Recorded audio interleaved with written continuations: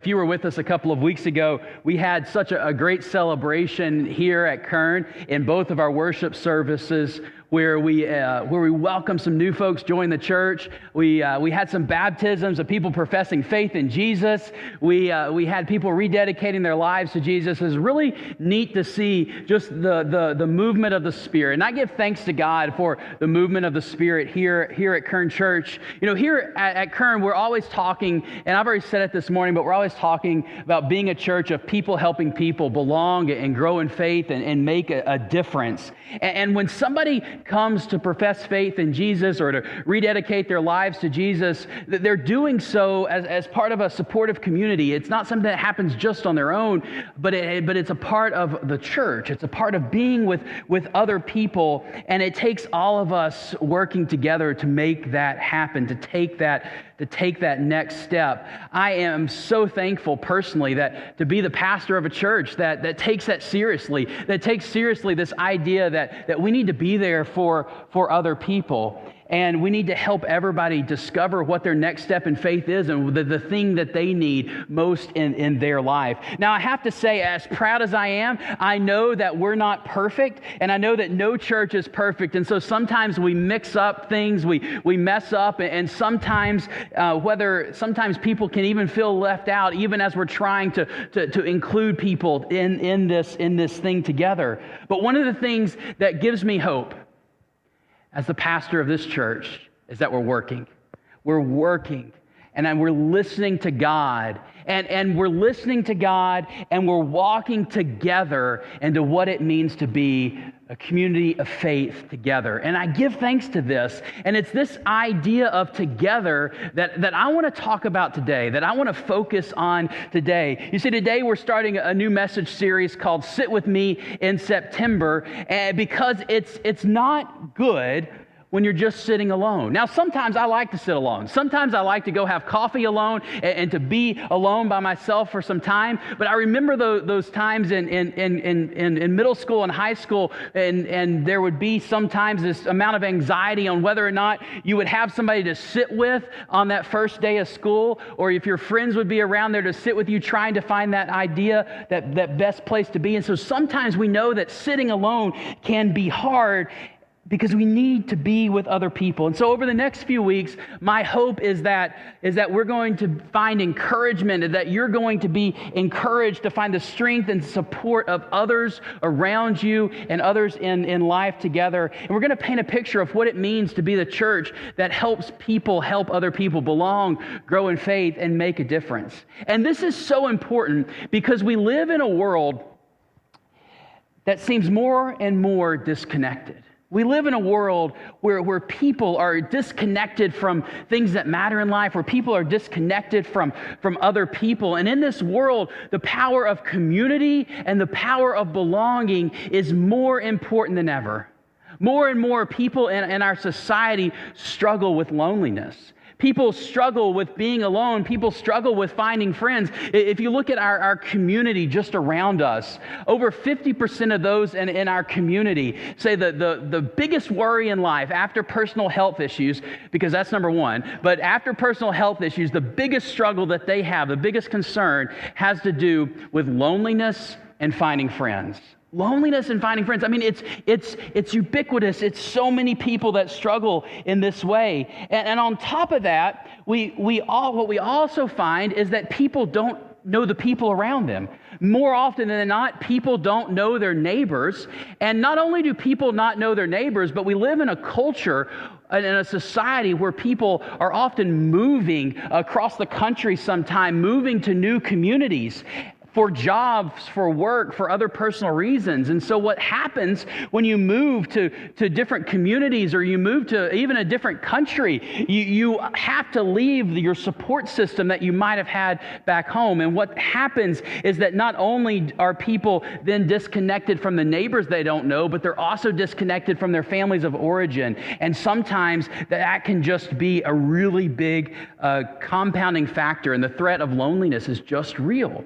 I mean, I know this challenge well in my own life. My wife Hope and I, we have 4 kids, and we know our neighbors well. So we're not part of the group that doesn't know their neighbors. We know our neighbors well, and we rely on them for so much, and it's a joy to have people that are close to us in our lives like that. But we don't live close to family. We don't have family nearby. And so when things get hard, we don't have people in our family that we can rely on. We don't have people in our family that we can just pick up the phone to help us take a kid to the doctor or to help us run somebody home from school. Now, I'm sure any of our neighbors would be glad to do that if we asked, but there's a difference between asking something from a family member and asking something from your friends and from your neighbors. So we understand and know this challenge, and I'm sure that many of you have experienced this type of disconnect before. Maybe you experience this type of disconnect today and just realize that things can be broken sometimes, and it can be difficult to have those relationships. I mean, this disconnection, this loneliness, as real as it is today, what I want you to know is that this is not what God intended life to be like. It's not what God intended for people, and that's why I think it's really hard. You know, from the very beginning, God knew that it wasn't good for people to be alone. In fact, if you read the creation stories of humanity and of all that was created, they come from the very earliest parts in the Bible in the book of Genesis. And in Genesis chapter 2, what God does is God creates a human being, a male human being, and puts this human in the garden. And this guy has everything he could have ever wanted. He doesn't have to work for food. He's got all the food that he needs, all the things that he can enjoy in life that is enjoyable, I guess, at the time. And he has all his needs and everything taken care of.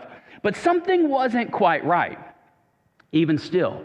Even though he had everything he had ever wanted, something wasn't quite right. And I'm dropping things. That's great. And in Genesis chapter 2, that's the first book of the Bible, in Genesis chapter 2 in verse 18, God realizes that something wasn't quite right. And it says that then the Lord God said, "It's not good that the human is alone. And so I will make him a helper that's perfect for him."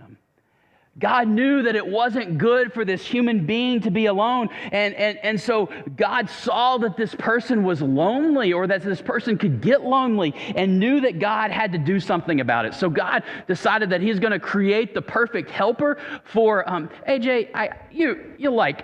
I can bend over myself, but AJ, give AJ a hand. That's see, everybody needs a helper, and AJ right now, I guess, is my perfect helper. Thanks so much, AJ. But you know, God knew that it wasn't good for this human being to be alone, and so God tried to make some things for this human, and that didn't work out. And so eventually, what happened is that God made another human being. God made another human being for this first man, fashioned because God knew that people needed other people, and God fashioned people to be together at the very beginning, because people need each other. From the start, God designed us to need each other. And to help us talk about that, I've brought some rope, and AJ's already helped us out with the rope. And this isn't like any special rope. In fact, it's twine. It's not even real like rope. This is butcher's twine. And if you know me, you know I love to cook. And yesterday was the best day ever because it was like mild temperatures. It felt and smelled like fall. And I had 2 grills going on my back porch, smoking chicken wings and roasting some potatoes outside, and just enjoying life with my family and the kids playing in the yard. But one of the things that I use in cooking, especially when I'm working with meat, is butcher's twine. I don't know if you use this or not, but it can help when you have pieces of meat that are dish-shaped, like misshapen, and you can tie them together and tie them up. It can help when you're roasting chickens to be able to truss a chicken, or I'm sure there's a lot of other uses, and I think my family could probably find some craft uses out of this butcher's twine. If I'm not careful, it might disappear, and be utilized in other crafts. But the thing about this butcher's twine is that it's strong. I mean, it's just a little rope, but it's strong. I mean, I can pull on it, and I can I can pull on it, I can twist it, I can do a lot of things with this, and it's not going to break. Now, I can get it to break, but I might cut my fingers in the process. This string, this twine is strong, and the reason that it's strong is that this is three-ply cord, three-ply butcher's twine. And so what I did is I took it apart, and taking it apart was a little difficult. But when you take the twine apart, you realize that this strong cord is made up of individual strands of cord, individual strands that are then braided, or they're not really even braided. They're just kind of like twisted around on each other, strand by strand. And when you take this small piece, this piece from the inside, this single cord, and you separate it out, you can try to do a lot of things with it, but it'll break. I mean, I can try to tie a knot, but if I start moving it around, it just pulls apart. I can try to do other things with it, but you don't have to try very hard, and it just pulls apart. I know that I was playing with my 1 or 2 year old son this morning, and he and I were pulling this string apart. Like it's easy, even a 2-year-old could do it, or like the old Geico commercials, a caveman could do it. Sorry, that's really bad. But for some of you, you get that, right? And anyways, and so you can pull it apart, and it's not really good for all that much. I mean, we could find some uses for this pulled apart string. We could probably use it to start a fire with. You know, we could get some coals going and use this to kindle a flame and to start a flame. You could even perhaps use it to tie a ring on your finger. Just don't pull very hard to remind yourself of whatever you need to be reminded of. But there's some usefulness here. But a single strand of cord, as useful as it may be, it's so easy to be broken. And I think as I reflect on the cord and on the rope, I think many people, perhaps you on occasion, might feel this way. You know, in your own world, in your own life, maybe in work or whatever the case, you may find yourself, being very useful, being able to do a lot of things, being able to make strides in life, being able to do a lot of good stuff for yourself and for those around you. But if you're not connected with other people, when times get hard, you can so easily be broken. Things can so easily pull apart. This reminds me of a passage from the Bible, from a different book of the Bible, from the book of Ecclesiastes. Now, Ecclesiastes is part of the Old Testament wisdom tradition in the Bible. And the Old Testament is the part of the Bible before the life and the ministry of Jesus that we talk a lot about. But Ecclesiastes is what we call wisdom literature in the Bible. And by wisdom literature, it means what you think it probably means, that it's supposed to teach you how to be wise. The purpose of these parts in the Bible that we call wisdom are supposed to teach you things in life to help you live life the way God designed life to be lived.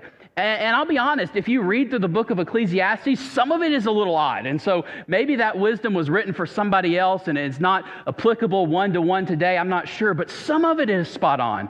And so today I want to share with you from Ecclesiastes chapter 4, if you want to follow along in your own Bible, we have the words on the screen. And I'm going to be beginning to read from Ecclesiastes chapter 4, right in verse 7.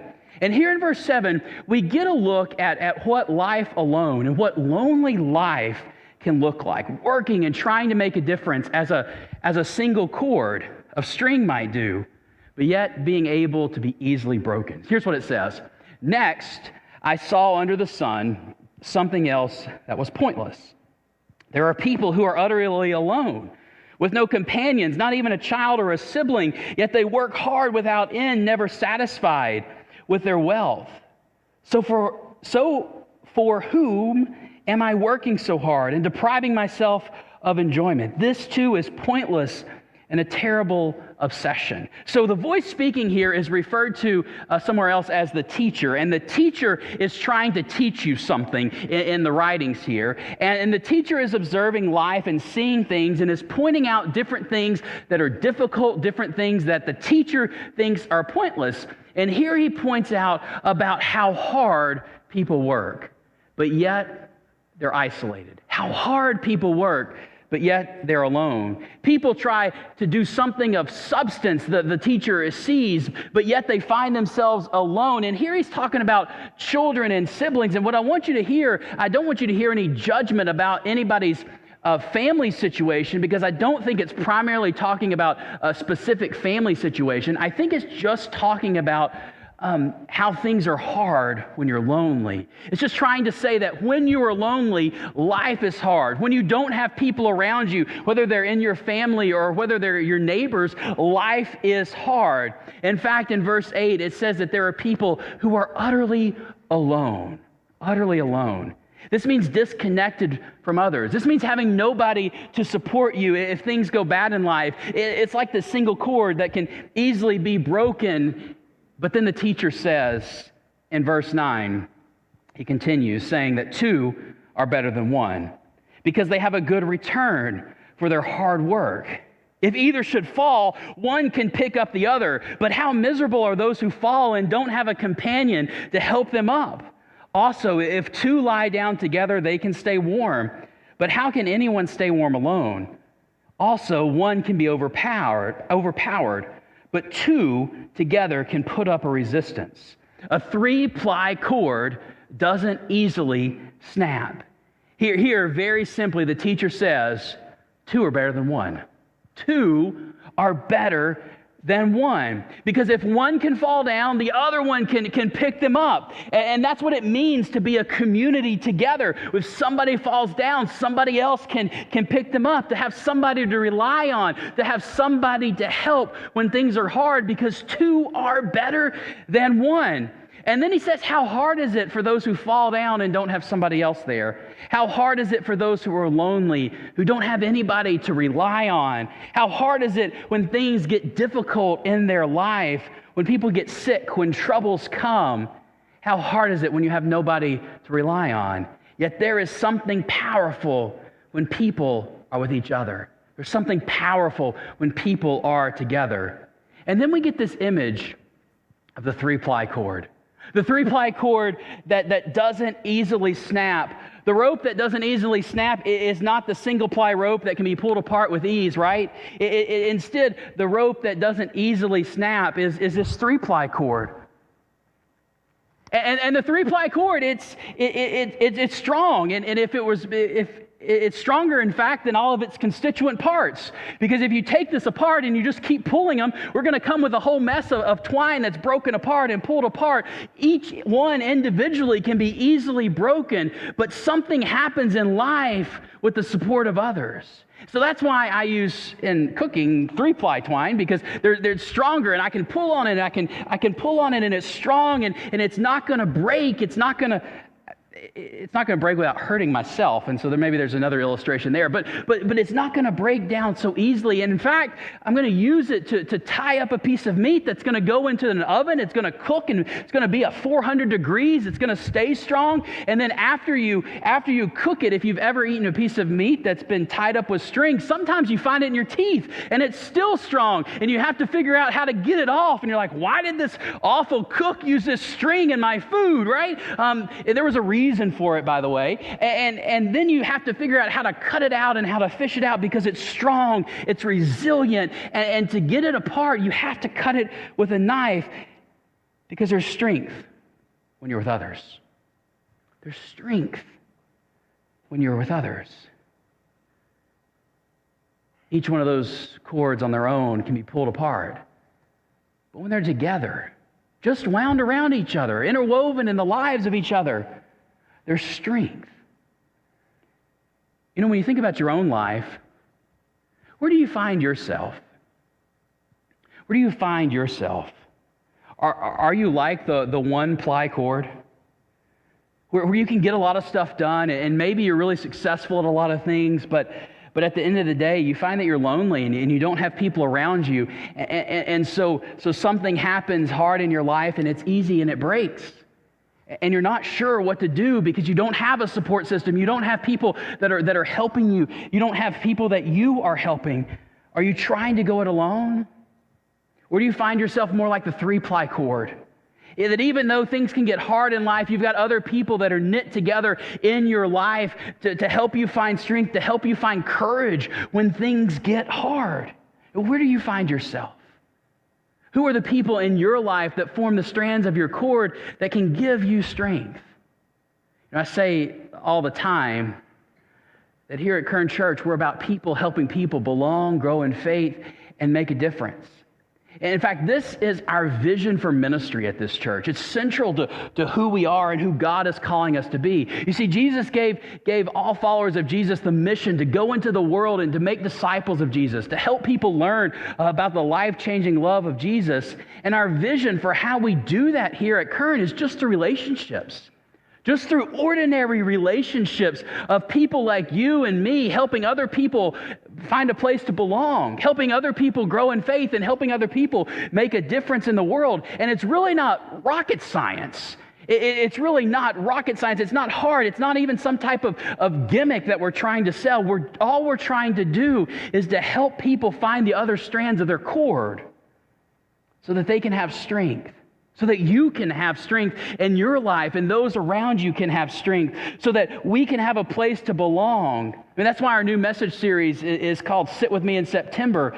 It's about trying to find strength and support and community and to help other people receive that as well. Because two are better than one. If that's something that you're interested in today and over the next few weeks, you've got a great opportunity to take a next step in this and to join a Belong group. Belong groups are our new small groups that we're starting here at Kern Church. They're starting this week and next week.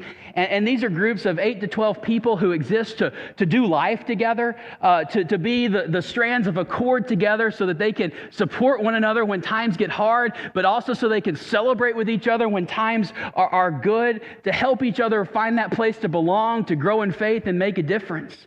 I mean, it's true what the teacher in Ecclesiastes says, two are better than one.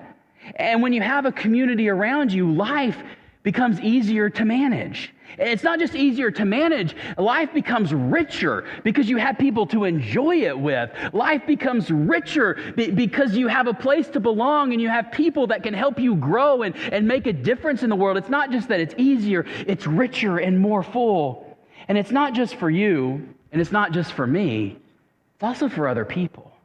Because when you find your place to belong, maybe that's in a belong group, and then you're able to really help other people find their place as well. You're able to live out this vision of helping other people belong and grow in faith and make a difference because you are then able to invite other people into that space, to help other people find their place. And so today I even have some tools for you to help you do this. So after worship today, I want to invite you to visit our Belong Group booth if you haven't already signed up for one. It's really far away. It's right over here if you're in this worship space, the white table. And we've got some clipboards there that have some information about our Belong Groups that are starting this week and starting next week. And if you haven't already signed up for a Belong Group, take a look at these groups and try one out. And if you find out that you don't like the people in that group or something doesn't work quite right, try out another one. And then because we want everybody to have that space, everybody to have that chance. And then we also have some invite cards. These are just simple cards that are sitting on the table, but these are designed for you to have. So if you're a part of a Belong group, I want you to have some of these invite cards. And all they do on the front is they say, I'm saving you a place to belong. Come with me to a Belong group. And then on the back side, it's got an appointment card. And you can fill this out. And you can tell, so I can meet somebody and talk with a friend who's struggling in life and say, you know what, I've got a group of people that I enjoy hanging out with and that help me in my life. Why don't you come join us? And you can give them one of these. And you can write down the location of where you're going to meet and write down the date and the time of where you're going to meet and then put your phone number down there. And so somebody can call and ask for a ride or you can help them get there. So you can share this. You can share this because you're already living the fact that two are better than one. And you want somebody else to live this as well. So right now, what I'm going to do is I'm going to take some time to pray in just a few moments and to pray for these next steps that we're making here today. And then to invite you And didn't invite you after worship to visit our Belong group, check it out, try out a group, and maybe try out more than one group if things aren't working quite right, because two are better than one. And when you're with other people, building those strands together, weaving life together with other people, you can live out this calling of helping people belong, grow in faith, and make a difference, and you can receive it in your own life. So are you ready? Are you ready to take this step together into community? Are you ready to help other people find their place to belong? Are you ready to take that step? If so, I hope that you'll pray with me. Let's pray. God, I thank you. I thank you for this time together, that we are not alone, that even when life can get hard and even when it can seem as if there's so many challenges around us, that you say two are better than one, and you desire for us to reach out, to love, and to bring in. So I pray right now for everyone that is here that you would help them find their place to belong, that you would help them find their group to be in, that you would help them find the strength of community so that they can fight back the loneliness that people are facing, so that they can be the friends and the people of meaning in other people's lives, and so that they can receive that blessing in their own lives. I get this all to you, oh God. In the name of Jesus, amen.